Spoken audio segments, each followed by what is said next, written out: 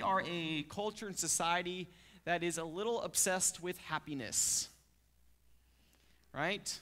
Because I'm happy, the great poet and songwriter Farrell. Because I'm happy, clap along if you feel like a room without a roof, right?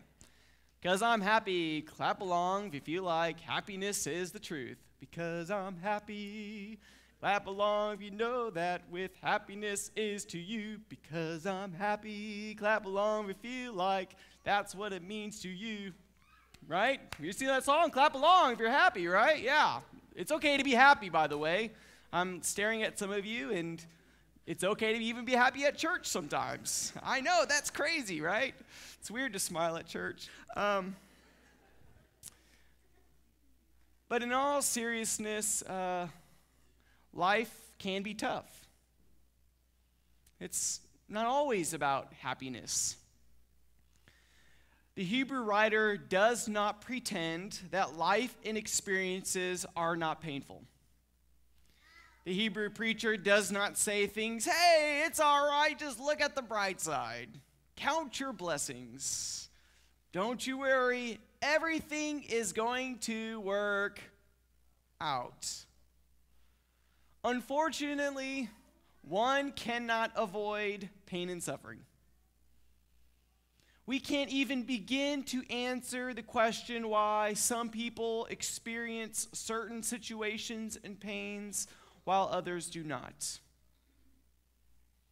And even the concept, for some people at least, this concept that God can only give you more than you can handle, that just seems trivial, and maybe they're unsure if that's actually true. You see, life is not completely painful, but to ignore the reality of suffering, to ignore it is foolishness. In fact, to neglect suffering as a component of the gospel is to actually compromise the gospel, to compromise who we are as disciples of Jesus Christ. You see, chapter 1 of Hebrews, it talks about the divine side of God. And it explains that God is the God of the great cosmos, and God himself came to dwell and live among creation as a son of man. Not completely God, but definitely God in flesh, walked and dwelled and lived among us. That is clear. That is Hebrews chapter 1. That is the divine side of Jesus. But Hebrews chapter 2 also wants to remind us of this.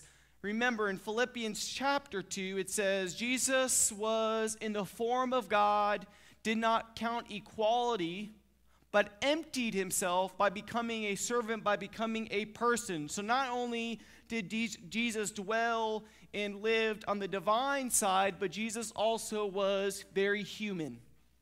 Jesus was both divine and human. And so Hebrews chapter 2 wants us to dwell and chew and think, reflect on the human side of Jesus. And so the human side of Jesus is this, that Jesus was a great suffering servant. The chapter begins with saying that God uses Jesus, not angels, to submit and serve the world. And there's a section here, and I just want to just make a note of it because this is one of those those moments in Scripture where sometimes our translations, some of your translations might be a little off.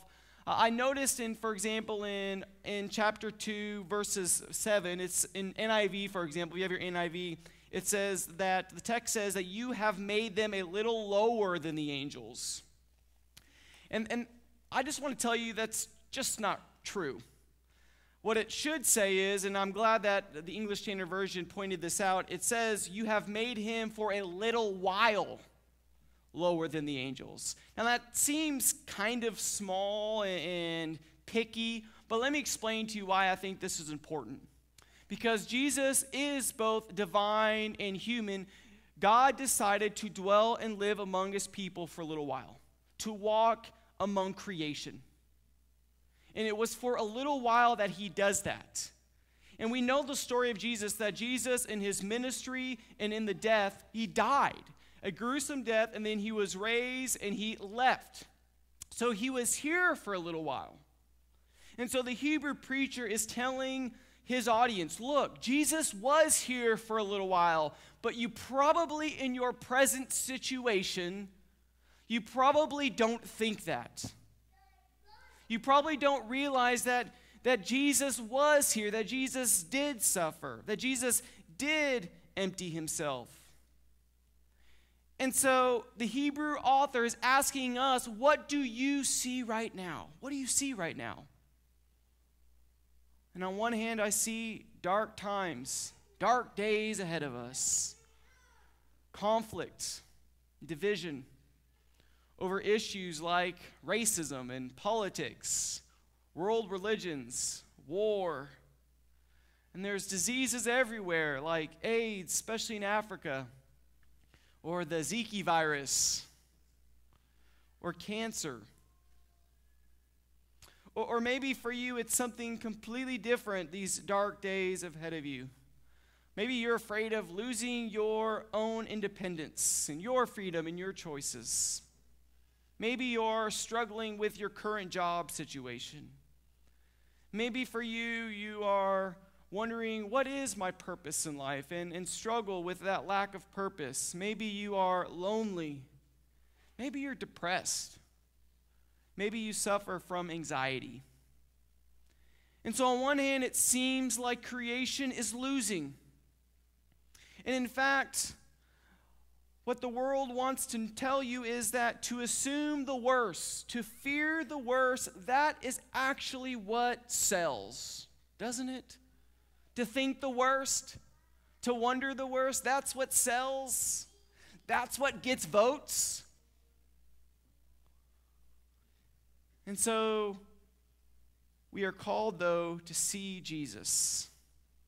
To not only see the dark days in front of us and the suffering component of the world, but also to see something else in front of us. And yes, it's bleak, and yes, times can be suffering. And Jesus understood this. Jesus understood the suffering world.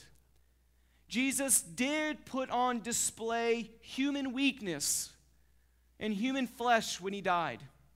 Jesus did suffer and die on the cross. Jesus did have loved ones and friends that betrayed him. Jesus did see the world turn his back on him. But we all know that that is a necessary component to the power of the gospel. To empty oneself, to suffer for the sake of others. That's God's commitment and covenant to creation. Doesn't that seem strange? That suffering, pain, and death makes Jesus great? That seems a little contrary. Right? Because isn't success found in force, strength, wealth, and success? I mean, doesn't the world tell you that power comes when you can stand over all of those that you encounter, that you are somehow elevated and above everybody else? And yet the cross says power is when you suffer above everyone else. That seems weak. It seems dark. But the truth is, that is a part of our salvation story. To die for yourselves, to take up the cross and follow Jesus Christ. So I really want to ask you something this week. I want you to be like Jesus. And what I mean by that is, I think sometimes when we think about this component of suffering, and we even talked about it a lot already, even within the services today, we talk about how Jesus died for you and me. And that is a completely true statement. That God's glory and God's salvation is wrapped up in the sacrifice of Christ. That Christ came to die for you and me. That he suffered for us. That he served and he suffered for the world and the communities around us. But let me take this to a next step. Let me remind us of the church in Corinth. The Corinth church was all about trying to figure out how this Christianity thing was going to be personally beneficial. And so if you're not careful, right, if you really take this idea that Jesus died for you and me, essentially what you're really saying is Jesus died for me, right? And so the Corinth church really suffered with this, and they struggled with this idea. They thought that, hey, look, Christianity is supposed to be personally beneficial. It should benefit me. And so this church fought and argued over, hey, look, your gifts are okay, and you know how to preach pretty good, and you're a pretty good song leader, and when your clapping rhythm is on, your clapping rhythm is off. But I can speak in tongues. I mean, I got the best gift, right? And so the Corinth church is saying, look, who is better than who? Who is going to benefit the most from life with Christ? And Paul talks about giftedness and spiritual giftedness, and the body is made up all these different gifts. And then he goes into Corinthians chapter 13. And essentially what he says is this: you can argue over gifts, or you can argue over the lack of giftedness, and you can assert your own power and prestige, but being present, being available, loving your hurting friends, loving neighbors, loving your church, loving the world, love is what God has called you to be. Love is the greatest gift. And so put me on record this morning.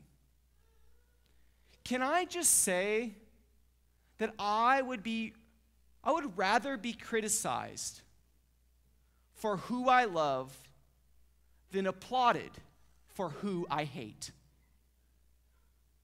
I would rather be criticized for who I love than applauded for who I hate. That is why Jesus died on the cross. It is a revolution of love. It is fearless. It is provocative. It is this unrelenting love for anyone, for everyone that did not deserve it. Do you realize that suffering for others is one of the greatest expressions of love? Jesus has taught us this. But you know who else teaches us this? New mothers. Mothers know that one of the greatest expressions of love is suffering. Sorry, guys, we just don't get it. Peace officers know that suffering is one of the greatest expressions of love. Persecuted Christians throughout the world know that suffering is one of the greatest expressions of love. Minority Christians who are oppressed in various circumstances know that suffering is one of the greatest expressions of love.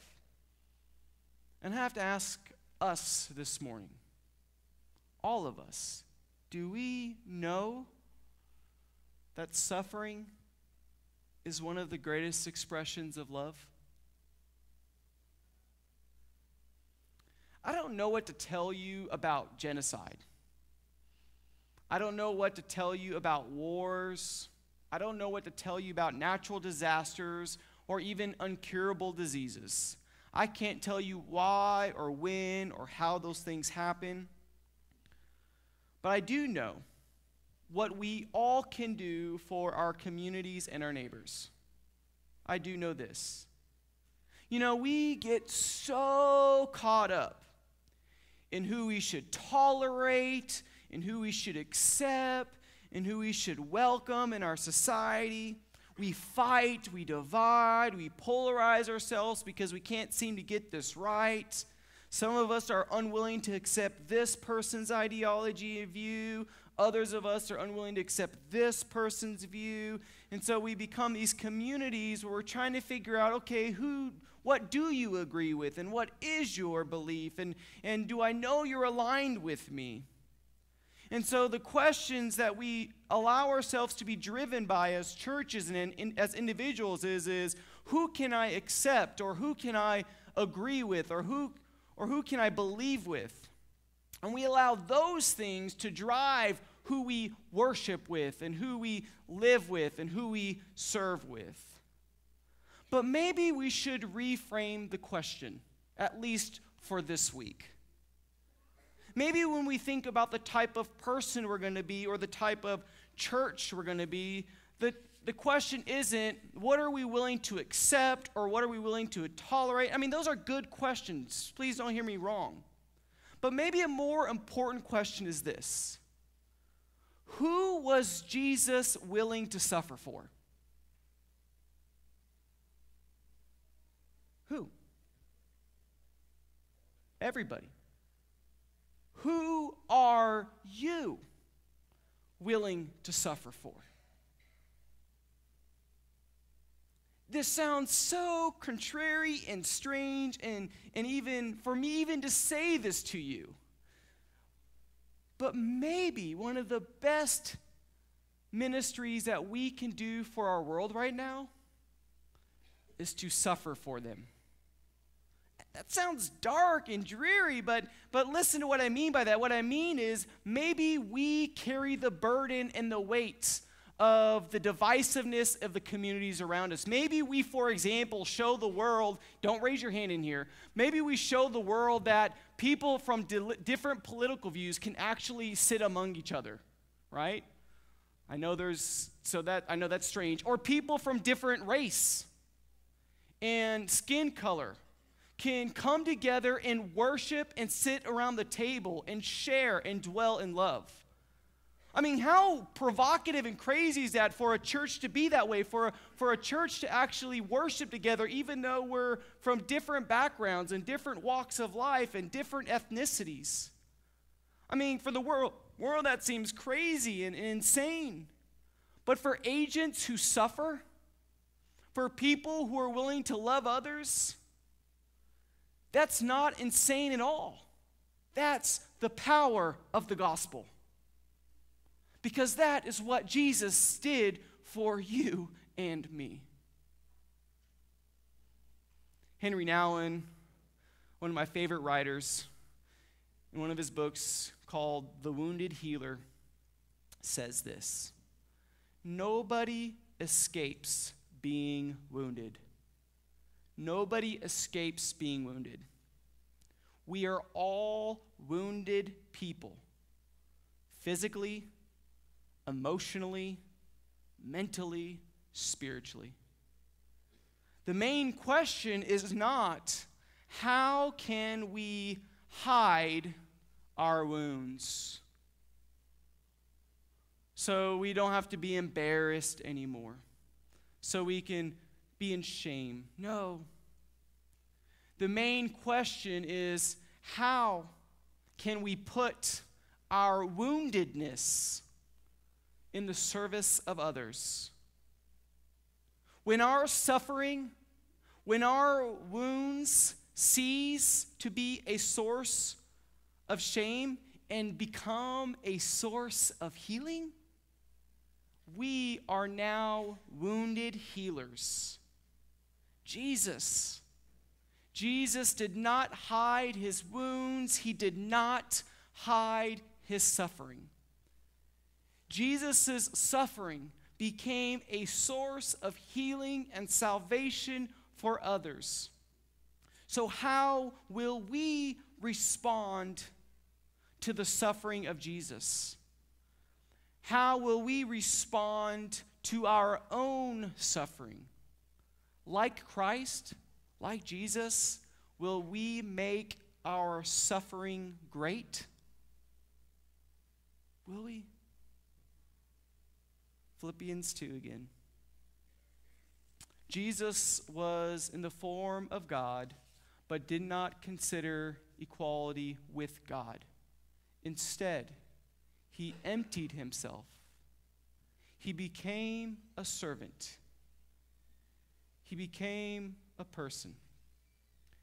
He died a terrible, tragic death. He became obedient to the cross, to the point of death.